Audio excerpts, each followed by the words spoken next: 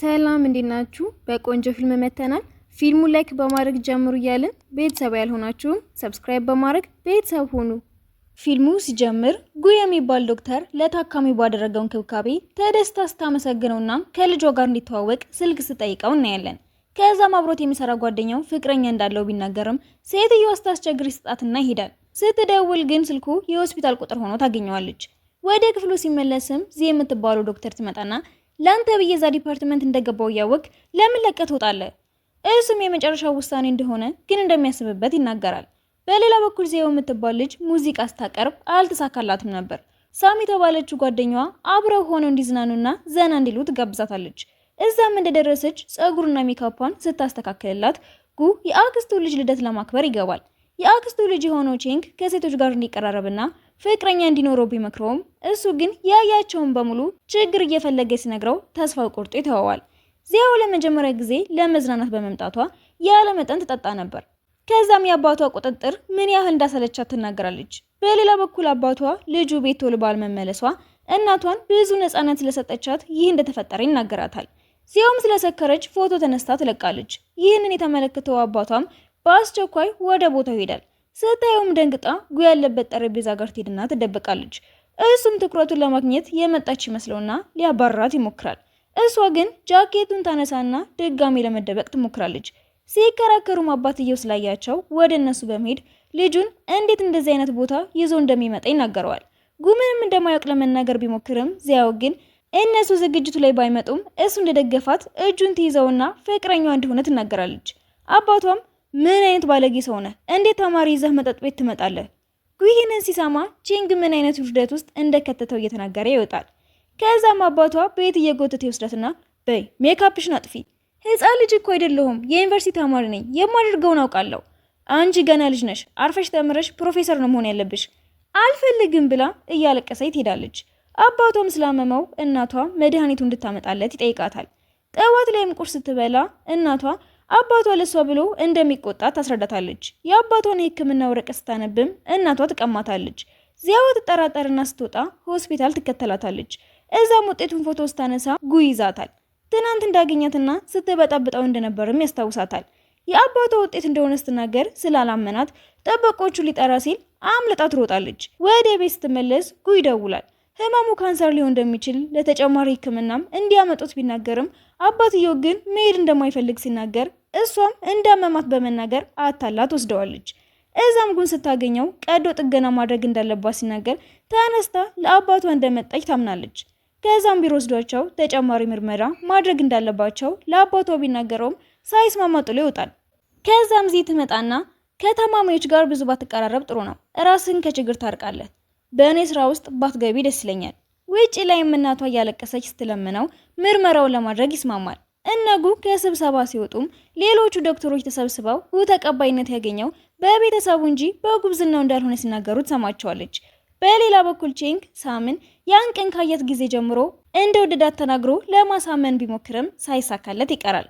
ሆስፒታል ውስጥም ዚያው ከአባቷ ጋር አብሮ ላለው ታማሚ ጣፋጭ ይዛለት ብትመጣም ጉ አሁን እሱ መመገብ እንደሌለበት ይናገራል። ሲወጣም ዚያው እሱ ማመን እንደሌለባቸውና ችሎታ እንደሌለው እንደሰማች ስትናገር ይሰማታል።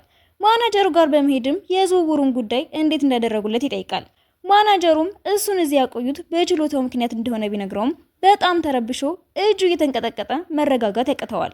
ከዛም ዚህ ምን አይነት ስሜት እንደሚሰማው አባቷን ብትጠይቀውም እውነቱ እንዳልተናገረና ሌላ ዶክተር ቢፈልጉ እንደሚሻል ዚያው ለሳም ደውላ ስትናገር ጉ ይሰማታል። ሌሊት ላይም በጣም አዝና የአባቷ አልጋ ላይ ስታለቅስ ሌላ ዶክተር ያገኛትና እንድትወጣ ያደርጋታል። ተመልሶ ሲመጣም ድጋሚ በሩ ላይ ተቀምጣ ስላገኛት ያዝንላትና የዶክተሮች ማረፊያ ክፍል ይወስዳታል። እዛም ጉ ልብሱን ሲቀይር ያገኛትና ማን እንዳስገባት ይጠይቃታል። ዚያውም አዝኖላት እንዳስገባት ከሱ በተሻለ ለታካሚዎቹ እንደሚያስብ ስትናገር ተናዶ ቢያስወጣትም ከዛ ግን ይጸጸትና ተመልሳ እንድትመጣ ይጠይቃታል። ጠዋ ስትነቃም አባቷን እንዴት መንከባከብ እንዳለባት በጽሁፍ ታገኝና ማታ የረዳትን ዶክተር ታመሰግናለች።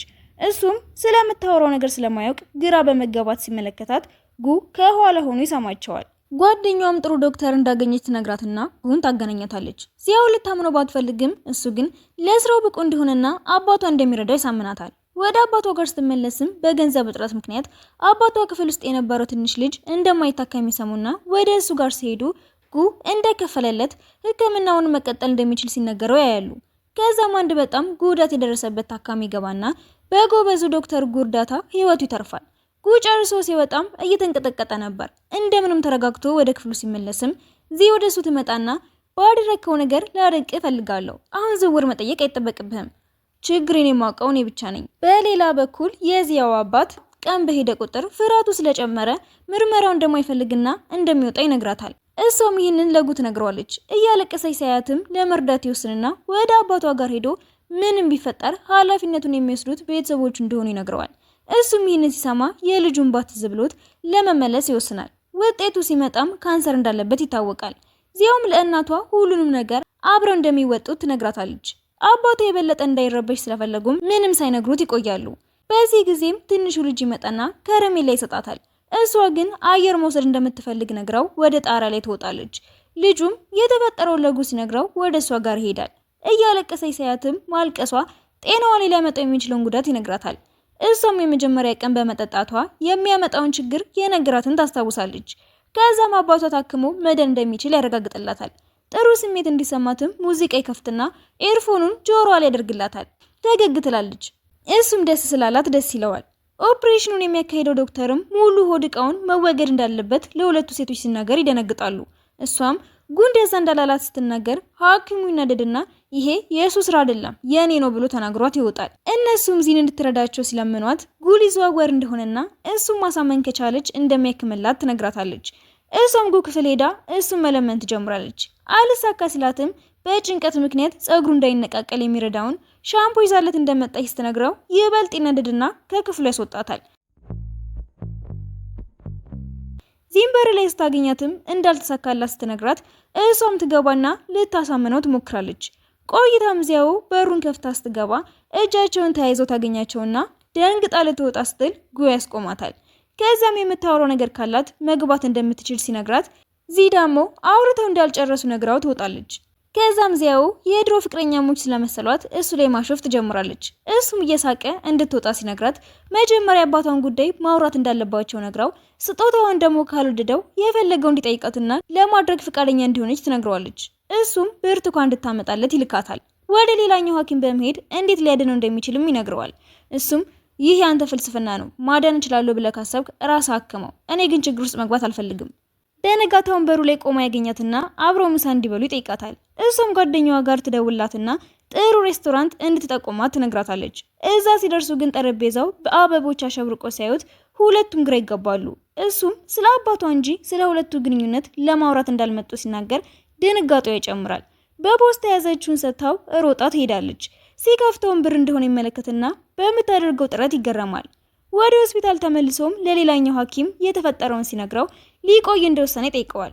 እሱም በገንዘብ ምክንያት አልሰራም ያለ እንደመሰላት ቢረዳም አሁንም ቢሆን ግን ዝውውሩ እንዳልተወው ይነግረዋል። ከትንሽ ጊዜ በኋላም እናቷ መድኃኒት ለመግዛት ስትሄድ ሂሳቧ ላይ ብር እንደተጨመረና የሰጡትን ብር ደግሞ እንዳልተቀበላቸው ትነግራታለች። ዚያው መጨነቅ እንደሌለባትና እሷ እንደምታሳምነው ተናግራ እየተከታተለች ታስቸግረዋለች። ልትወድቅ ስትልም ያድናታል። ከእሷ ለማምለጥ የቻለውን ቢሞክርም ሳይሳካለት ይቀራል። ምግብና ውሃ ይዛ መምጣቷ ሳያንሳው ጭራሽ ሽንት ቤት ተከትለው ትሄዳለች። ዳይሬክተሩም ይህንን ሲመለከት ለምን ቀዶ ጥገናውን እንደማያካሂድላት ይጠይቀዋል። ከመመለሱ በፊት ግን ትንሽ ቆይታ እንደምትመጣ ተናግራ ስትሄድ ያቋርጠዋል። ወደ አባቷ ክፍል ስትደርስም ትንሹ ልጅ ቀዶ ጥገናውን ጉ እንዲያደርግለት እንደሚፈልግ እየተናገረ ሲያለቅስ ታገኘዋለች። ጉም ይህንን ሲሰማ ያዝንለትና ከጎኑ ይሆናል። ጨርሰው ሲወጡም አብሮት የሚሰራው ሐኪም ለመዘጋጀት እንደተቸገረና ሁሉንም ነገር ማስታወስ እንደማይችል ሲናገር ሰምቶት ዶክተሮቹ ላይም ቢሆን የታካሚ ህይወት እጃቸው ላይ ስለሆነ ዝግጁ መሆን አለባቸው ብሎት ወደ ክፍሉ ሲገባ ዚያውን ያገኛታል።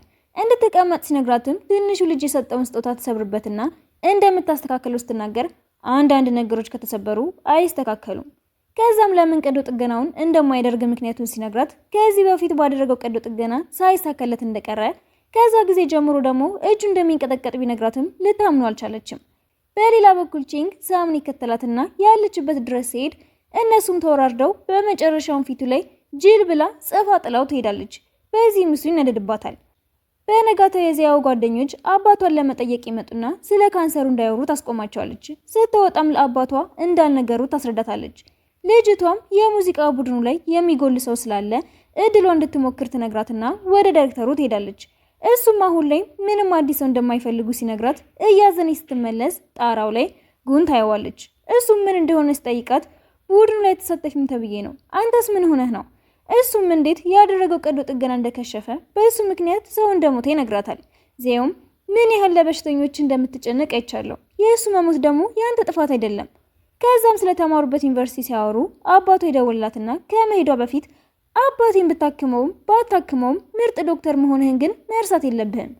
ከዛም ወደ አባቷ ትመለስና ለዳይሬክተሩ የመጨረሻ ዕድል እንዲሰጣት መልእክት ትጽፍለታለች። በዛም ሰዓት የሆነ ሰው ልጁን በስርዓት እንዳላካሙለት እየተናገረ እነጉ ላይ ሲጮህ ትመለከትና ስትሄድ በሱ ፋንታ ጭንቅላቷን ትመታለች። ጉንበዚ ተደናግጦ ሊያክማት ይወስዳትና ለምን እንዳደረገችው ሲጠይቃት እሱ ለመጠበቅ ብላ እንደሆነ ትነግረዋለች። እሱም እንዳያማት ቀስ እያለ ያከማታል። ጨርሳ ከወጣች በኋላም የረሳችው ነገር ስላለ ስትመለስ እጁ እየተንቀጠቀጠ ታየዋለች። ከዛም አብሯት የሆነ ቦታ እንዴት ተጠይቀውና እሱ ግን ስራ እንደሚበዛበት ይነግራታል። የተጎዳችው በሱ ምክንያት እንደሆነና ሊረዳት እንደሚገባ ሳምናው ዩኒቨርሲቲዋ ትወስደዋለች። ሁሌም ቢሆን ፈተናዎች እየወደኩ እቸገር ነበር። ከዛ ግን አንድ ትልቅ ሰው ተስፋ መቁረጥ እንደሌለብኝ መከረኝ። ሁሉም ነገር በጊዜ ሂደት እንደተስተካከለ ትነግረዋለች። እሷም መጀመሪያ ላይ መጥፎ ሰው መስሏት እንደነበረ አሁን ግን ምርጥ ሐኪም በመሆኑ እንደምትተማመንበት ትነግረዋለች። አያቴ ሁሌም ሰው ሲሞት ዶክተሮች ግድ እንደማይሰጣቸው እናስባለን፣ ግን ከማንም በላይ የሚጎዱት እነሱ ናቸው ይለኝ ነበር ብላ ስትነግረው እስከ ዛሬ ማንም ካጽናናው በላይ እሷ እንደደገፈችው ሲነግራት ዘበኛው ይመጣባቸውና ሮጠው ያመልጣሉ። ከዛም ለስላሳ እየጠጡ ከዳይሬክተሯ ጥሩ መልእክት እንደደረሳት ትነግረውና የተጎዳችው ለጥሩ እንደሆነ ተናግራ እጁን ስትይዘው ምን ማለት ፈልገሽ ነው? እጁን ያስለቅቃታል። እጅ እንኳን ማያዝ ሳትችል እንዴት ነው ፍቅረኛ የሚኖርህ? ለልቤ መፍትሄ እፈልግለታለሁ። ከዛም ዘፈን ከፍታ ኤርፎን ታደርግለታለች። ተስፋ እስካልቆረጥክ ድረስ መፍትሄ የሌለው ነገር የለም።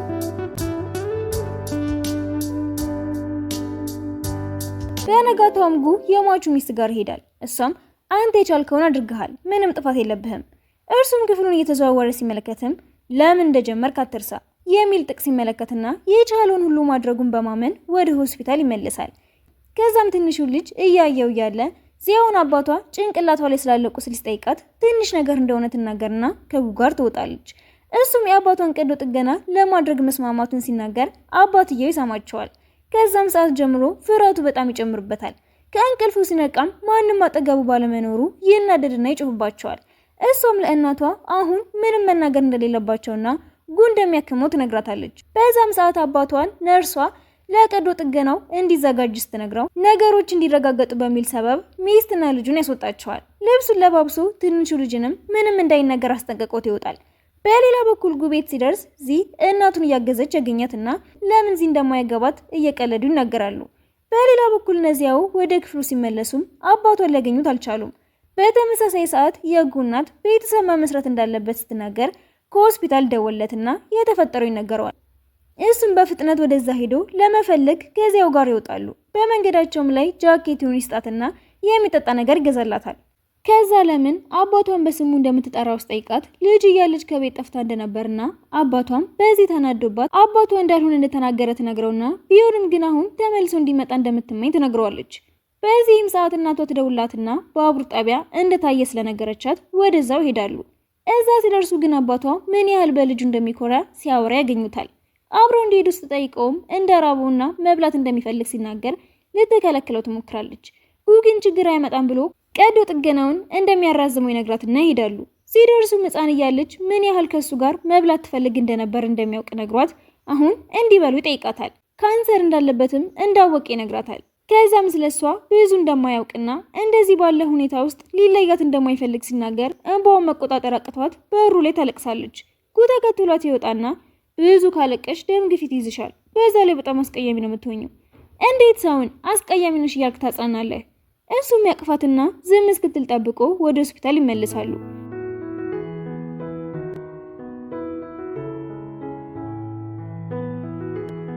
አባቷ ትከሻ ላይ ጋደም ስትል ጉም ይህንን ይመለከትና ፈገግ ይላል። በሌላ በኩል ቼንግ ስራ ፈትና ቦዘኔ በመሆኑ ከአባቱ ጋር ይጣላል። ሆስፒታል ሲደርሱም እናቷ አባትየው ላይ እንደተናደደችበት ትነግረዋለች። ጠዋት ላይ ኦፕሬሽን ክፍል ይገባና ሲጠብቁት አባቷ ምን ያህል እንደሚወዳት ትነግራታለች። ትንሽ ቆይቶም ቀዶ ጥገናው በተሳካ ሁኔታ እንደተጠናቀቀ ተነግሯቸው ደስ ይላቸዋል። ማታ ላይም ዚያው የምስጋና መልእክት ትልክለታለች። በነጋታውም ልምምዷ እንድታደርግ እንደሚረዳት ይነግራትና በሆስፒታሉ በተዘጋጀው ዝግጅት ላይም እንድትሳተፍ ያደርጋታል። ስትጨርስ ግን ብትፈልገውም ልታገኘው አልቻለችም ነበር። በነጋታው ትምህርት ቤት ቀጣዩ ኮንሰርት ላይ እንደምትሳተፍ ይነግራታል። ማታ ላይም ጉና ዚያው ጣራው ላይ ይገናኙና ላደረገላት ነገር በሙሉ አመስግነው የኮንሰርት ትኬት ለሱም ለቤተሰቦቿም ትሰጣቸዋለች። ዚህ የአባቷን ሁኔታ ለማየት ስትመጣ ለሷም ትሰጣታለች። ግን ሆስፒታል ካለው ዝግጅት ጋር እንደሚጋጭ ታስታውሳትና ዚህ እሱም እንደሚመጣ ስትጠይቀው አዎ ይላታል። ከዛ ትንሹ ልጅ ሊወጣ ስለሆነ ልደቱን ሲያከብሩለት እያየች ዚህ በሁለቱ መቀራረብ ቀናት ይሰማታል። ልጁም ዚያው እንደሚወዳት ሲናገር ምንም እንዳልተፈጠረ ያስመስላል። በቀጣዩም ቀን ለዚያው ከዚህ ጋር ያለው ግንኙነት የስራና የጓደኝነት እንደሆነ ሲያስረዳት ግራ ብትገባም ስቃ ዝም ትለዋለች። ከዛም ስለ ህልሟና ትምህርቷ እያወሩ ጥሩ ጊዜ ያሳልፋሉ። በመጨረሻም ግን እሱንና ዚን አብረዋት እንዲሄዱ ስትጠይቀው ዚ በመቅረቷ ይከፋዋል። ህፃኑም ከሆስፒታል ከወጣ በኋላ ለሁለቱም ስጦታ ይሰጣቸውና የእሷን ስታየው የሁለቱ ስዕል ነበር። የእሱን ግን አላሳይም ብሏት ለመቀማት ትሞክራለች።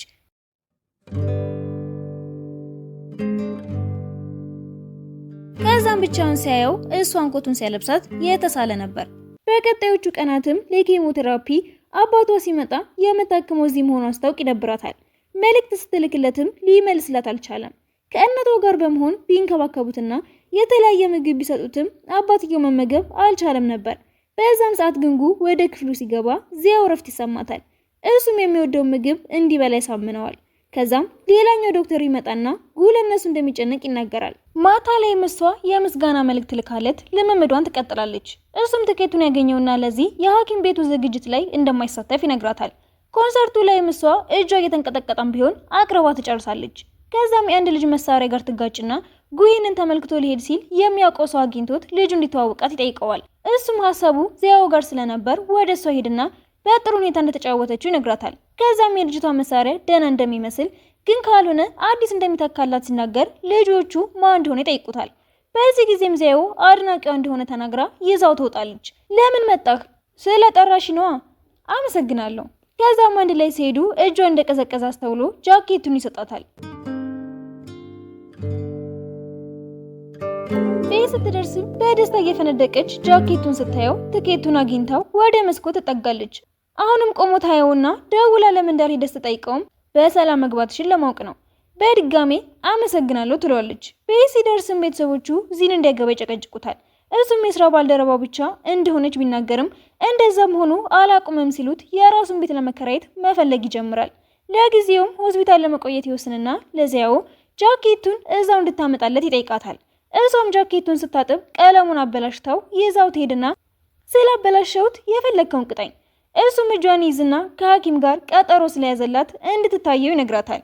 ምሳ ሰዓት ላይም ጉና ዚያው አንድ ላይ ለመብላት ተስማምተው ይሄዳሉ። ከዛም ልብሱን ያበላሸችበትን ለመቀጫ እንዲሆናት ብሎ ቤት እንድታፋልገው ይነግራትና ትስማማለች። ዶክተሯ ምንም እንዳትሰራና ለ15 ቀን እንድታርፍ እንደነገረቻት ስትነግረው የተባለችውን ማድረግ እንዳለባት ያስጠነቅቃታል። እሷ ግን ንዴቷን በሙዚቃ ለማውጣት መጫወት ስትጀምር ይደውልላትና ስለ አባቱ ይጠይቃታል። ደህና እንደሆነም ስትነግረው እሷ ሙዚቃ እየተጫወተች እንደሆነ ሲጠይቃት እሷም ከመጣች ጀምሮ ስትለማመድ እንደነበረ ትነግረዋለች። እንድታቆም በማሰብ 100 ቤቶችን አዘጋጂ። ስልኩን ይዘጋባታል። ከዛም ስታዘጋጅ ታድርና ስትጨርስ ትደውለታለች። እናም ወደ ልምምዷ ልትመለስ እንደሆነ ስትነግረው በድጋሚ ከስራ ቅርብና ሩቅ የሆኑትን እንድትለይ ስትጨርስም እንድታርፍ ይነግራታል። ጠዋት ላይም ቁርስ ይዞላት ሄዶ ቤቱን እየተዘዋወሩ ሲመለከቱ ምንም ሊወዳቸው አልቻለም። ተናዳበት ስትወጣም እጇን ይዞ ልምምድ ማድረጓን አቁማ የምታርፍ ከሆነ ወደ ቤቷ እንድትሄድና እንድታርፍ ይነግራታል። ከዛም የመጨረሻ ያዩትን ቤት ይወደውና ሊከራየው ይስማማል። አተሌም ለዚያው ደውሎላት ወደ ቤት ወስድሻለሁ፣ ብርድ ስለሆነ ደርበሽ ልበሽ እሺ እያሰበላት በመሆኑ ደስ ይላታል።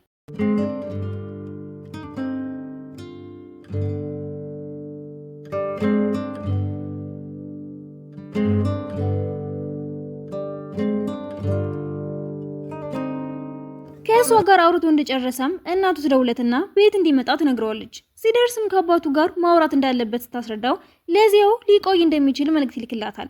እሱም ከአከራዩ ጋር እንደምትጠብቀው ትነግረውና ከአባቱ ጋር እያወራ ሲቆይም መልእክት ትልክለታለች። ደግሞ ስትልክም ስልኩን ያጠፋዋል። ከብዙ ክርክር በኋላም በሀሳቡ እንደሚጸና ተናግሮ ትቶት ሲሄድ ቤቱ ተከራይቶ ይጠብቀዋል። እሷም ይቅርታ፣ የአንቺ ጥፋት አይደለም የኔ ጥፋት ነው፣ ይልቅ ምሳ እንብላ። ምሳ ሲበሉም ጥሩ ጊዜ ያሳለፉና ፍለጋቸውን ወደ ቀጣዩ ቀን አዘዋውሮት ወደ ቤት ይመልሳሉ። እሷም ቤቷ ሆና ስለሱ ማሰቧን አላቆመችም ነበር። በነጋታውም ጎረቤታቸው ቤት እንደለቀቀ ትሰማና ቤቱን አጸዳድታው እሱ እንዲያዩ ለማድረግ ሆስፒታል ስትሄድ ዚህ ቤት እንዳገኝና እሷ ማሳየት እንደማይጠበቅባት ስትነግራት በራሷ ተነዳ ስልክ ሲደውልላት ላለማንሳት ትወስናለች። በዛ ምሽት ለዚህ ይደወልላትና ጉ ሌላ ቤት እንደተከራየ ይነገራታል። ጠዋት ላይም ዚያው ከእንቅልፏ ተነስታ ስትወጣ ጉን በማየቷ ትደነግጣለች። እናቷንም የተፈጠረውን ስትጠይቃት ጠዋት መጥቶ ቁልፉ እንደወሰደ ትነግራታለች። ከዛም ቤት ጠርተውት ደስታቸውን በግልጽ ባይነጋገሩትም በአይናቸው ግን ይነጋገራሉ።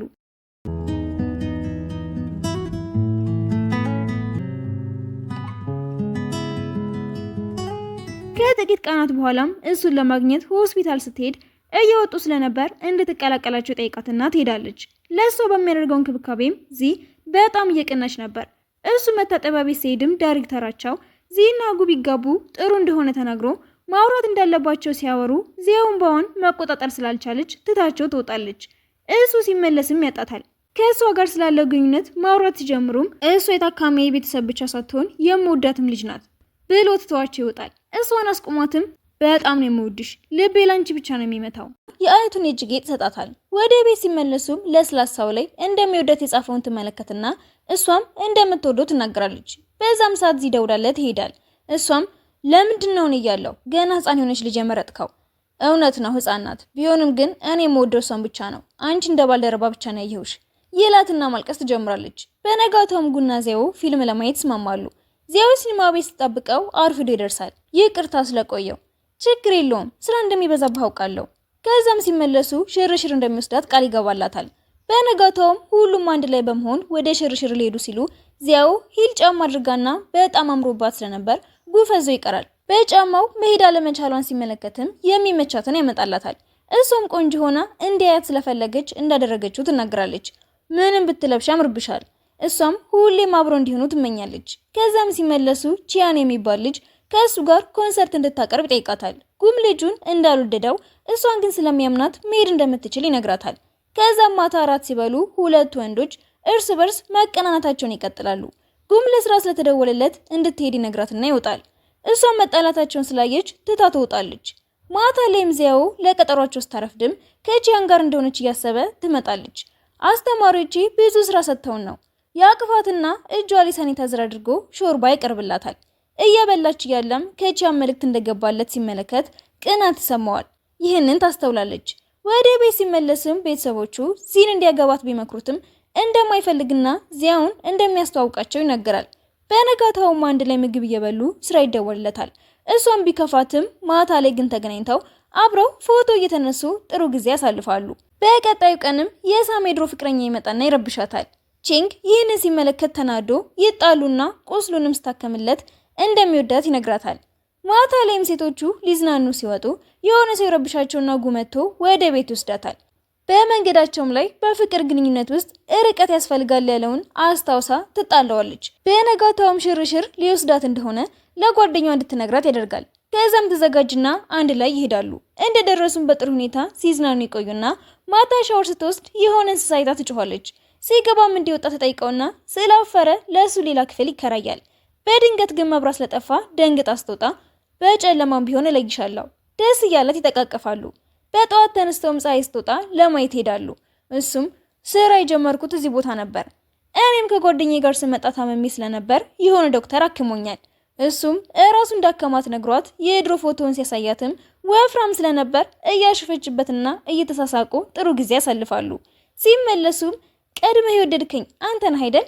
አይ አይደለሁም ኧረ እንደዚህ ሲላትም የተኛች ስታስመስል ጠጋ ብሎ እኔ ነኝ የወደድኩሽ ትነሳና እንዳወቀችበት ትነግረዋለች። ከዛም ከቤተሰቦቿ ጋር ስትመገብ አባቷ እጇ ላይ ያለውን ጌጥ ከየት እንደመጣ ሲጠይቃት ትታው ትወጣለች። እሱ ግን ከጉ ጋር የጀመረችው ነገር እንዳለ ይጠራጠራል። እናቷን ብትሆን ጥሩ ልጅ ነው፣ ይንከባከባታል። ጉለዚያ ይደውላትና ጀርመን የመሄድ ዕድል እንደገጠመው ሲነግራት አባቷ ክፍሏን ከፍቶ ይገባል። ከዛም ስለጠረጠራት ይከታተላታል። በነጋታውም ከጓደኛዋ ጋር እንዴት ከአባቷ ተደብቃ ጉም ማግኘት እንደምትችል ትመካከራለች። ያን የኮንሰርት ትኬት ሊሰጣት ሲመጣ ሁሌም ቢሆን ጓደኛሞች እንደሆኑ ብንቀጥል ደስ ይለኛል፣ ለአንተ የምትሆንን እንደምታገኝም ተስፋ አድርጋለሁ። እኔም ሁሌም ጓደኛ ብንሆን በጣም ደስተኛ ነኝ። ከዛም ፈገግ እያለች ትሄዳለች። ዚያው ደግሞ ለጉ ሆስፒታል ሄዳ ትኬቱ ልትሰጠው ስትልም የጀርመን ወረቀት ታይና እንዲያስብበት ጊዜ ትሰጠዋለች። ቤት ሲመለስም እኔን ትተህ ሌላ ሴት ጋር ትሆናለህ ብዬ እፈራለሁ። ከአንቺ ውጭ ሌላ አልወድም፣ እሺ? እና ደግሞ የትም አልሄድም። ጉዞው እንደተወው ሲናገር ቤተሰቦቿ በሩን በርግደው ይገባሉ። አባትየው ቢናደድም እናቷ ግን ደስተኛ ስለነበረች ጉን ለማዋራት እንዲጠሩት ሀሳብ ትሰጣለች። በቀጣዩ ቀንም ኮንሰርቷን በሚገርም ሁኔታ አቅርባ በመጨረሷ ወደ ጀርመን የመሄድ ዕድል ይገጥሟታል። እነሱም አንድ ላይ እንደሚሆኑ በማሰብ ደስ ይላቸዋል። በነጋታውም አንድ ህፃን ልጅ በጣም ስለታመመ ቤተሰቦቹ ሳይፈቅዱ ቀዶ ጥገና ያደርግለታል። ከዛም ከዚያው ጋር በመሆን ስለ ጉዟቸው ሲያቅዱ ይደወለትና የልጁ ቤተሰቦች ያለ ፈቃዳቸው ሕክምናውን ማድረግ እንዳልነበረበት ይናገሩታል። እሱም የጀርመኑን ጉዞ ይሰርዛል። በዚህም ተከፍቶ ያለ ዚያው ትመጣና ወረቀቱ አልቋል ስትለው የተፈጠረውን ሳይነግራት ይቀራል። የልጁ ቤተሰቦች ስለሱ መጥፎ ነገር ያስወራሉ። በዚህ ሳይበቃም ከስራው ይታገዳል። ዚያው ምንም ስለማታውቅ ለእራት እየጠበቅንህ ነው። እሱም ይሄዳል። አባትየውም ልጄን ሁሌም ትንከባከባታለህ? አይ። ዚያው ተከትለው ትወጣና ለምንድነው እንደዚህ እያደረክ ያለኸው? የተፈጠረ ነገር አለ አይደል? ወደ ቤት ስትመለስም አባቷ እንድትተወው ቢነግራትም ግን እሷ የሆነ ነገር አለ እንጂ እሱ እንደዚህ አይነት ሰው አይደለም ትላለች። በሌላ በኩል ጉ በጣም ስለከፋው ለጓደኛው እቃው እንዲያመጣለትና ለትንሽ ጊዜ እዚህ እንደማይኖር ይነግረዋል። የጉ ዘመድ ቼንግ አባቱን ስላከሰረ ይቅርታ ጠይቆ ለሚወዳት ልጅ ለሳም የሚሆን ስራ እንዲፈልግ ነግሮት እሱ ወዳለው ቦታ ይሄዳል። በቀጣዮቹ ቀናቶችም ዚያው ጉን ብትፈልገው ማግኘት አልቻለችም ነበር። እሱም አብሮ ሄደው የነበሩበት ቦታ ሄዶ ተደብቋል። ሆስፒታልም የልጁ ቤተሰቦች ሕክምናው ባይካሄድ ኖሮ ልጃቸው ይሞት እንደነበር ይነግሯቸውና ዚና ሌላ ሐኪም ጉ እንዲፈልጉት ይላካሉ። ቤት ሲደርሱም ዚያውን አይታው እንደሆነ ይጠይቋታል። እንዳላየችው ስትናገር ዚ የተፈጠረውን በሙሉ ትነግራትና እሷም የት ሊሆን እንደሚችል እንደምታውቅ ትናገራለች። ስትደርስም ጉን ታገኘውና ችግር እንደመጋፈጥ አምልጣ ትመጣለህ ብላ ትታው ትመለሳለች። እሱም ወደ ሆስፒታሉ ይመለሳል። ዶክተሮቹንም ይቅርታ ሲጠይቅም ልጁ ህመሙ እንደባሰበት ሰምተው ይሄዳሉ። ቤተሰቦቹም ልጃቸው እንዲያድንላቸው ይለምኑትና ያክመዋል። እነሱም ጥፋተኛ መሆናቸውን አምነው ይቅርታ ይጠይቁታል። በነጋታውም ዚያውን ለማሳመን ቁርስ ይወስድላታል። አልፈልግም። ብዙ ሲሞክር ቢቆይም ስላልተሳካለት የታመመ ያስመስላል።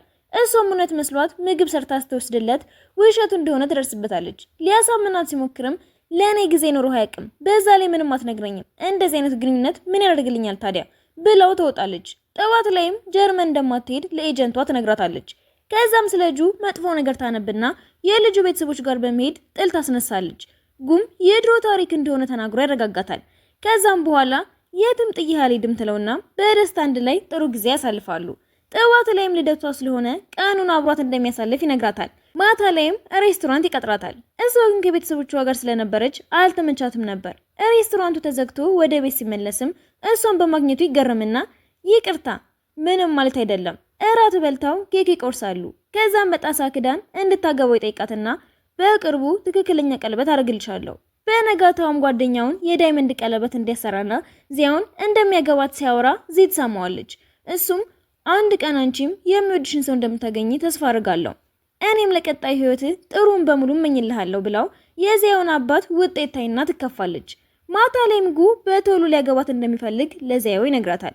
ቤተሰቦቿ ሲመጡም እንደተከፉ ብታስተውልም ምንም አልነገሯትም። ከዛም ቤተሰቦቻቸውን ለማገናኘት ቀጠሮ ይዛሉ። በቀጣዩ ቀንም ዚያው በጣም አምሮባት ትሄድና ምንም ሳይከራከሩ ፍቃደኛ እንደሆኑና ልጃቸውን እንዲንከባከብ ይነግሩታል።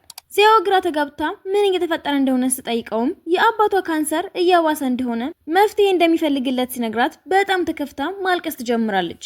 በቀጣዮቹ ቀናቶች ጉ የቻለውን ቢጥርም አዲስ ነገር ስላላገኘ ዚያው ከአባቷ ጋር ጥሩ ጊዜ እንድታሳልፍ ይነግራታል።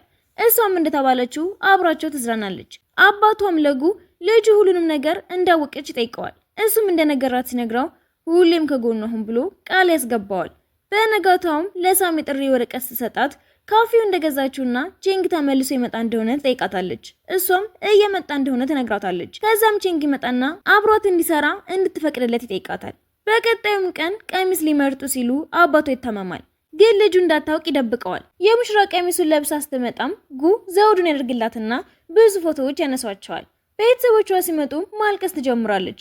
እናትም ይህንን ስትሰማ አባትየውን አጥብቃ ይዛ ታለቅሳለች። በቀጣዩ ቀንም ከአባቷ ጋር አይስክሬም እየበሉ ይዝናናሉ። የጋብቻ ንግግሯንም ጽፋለች። በሚያምር የሙሽራ ቀሚስ ተውባም ስትወጣ ከዛም አባቱ ልጁን ባድራ መልክ ይሰጠዋል። እሱም መጀመሪያ ካየሽ ቀን ጀምሮ ሚስቴ እንደምትሆኚ ታውቁኝ ነበር። ምንም ብንለያይ እንኳን ያላንተ መኖር ከባድ ነው። ሁሉም ያጨበጭቡላቸዋል። እነሱም ችግራቸውን እየፈቱ አንድ ሌላ መኖር ቃል ይገባባሉ። ከዛም አባቷ ደብዳቤዎችን ስጣትና ጊዜ ስታገኝ እንድታነበው ይነግራታል። ከዛም በኋላ ቤተሰቦቿን በየጊዜው እየሄዱ ይጠይቃሉ። ከ7 ዓመታት በኋላም ልጅ ወልደው ሁለቱም በሙያቸው እንደተሳካላቸው እናያለን። የሚዋደዱት ጓደኞቻቸውም ቼንግና ሳም ፍቅረኛሞች ሆነዋል። የአባቷንም ደብዳቤ ታነባለች። ደስተኛ እንድትሆንና ትዳሯን እንዴት መምራት እንዳለባት ነበር የጻፈላት። በህይወት ለሌሉት ወላጆቿ ልጇ 3 ዓመት እንደሞላውና ደስተኛ እንደሆኑ ሲነገሩ ፊልሙ ይጠናቀቃል። ከተመቻችሁ ላይክ አድርጉ። ቤተሰብ ያልሆናችሁም ሰብስክራይብ በማድረግ ቤተሰብ ሁኑ።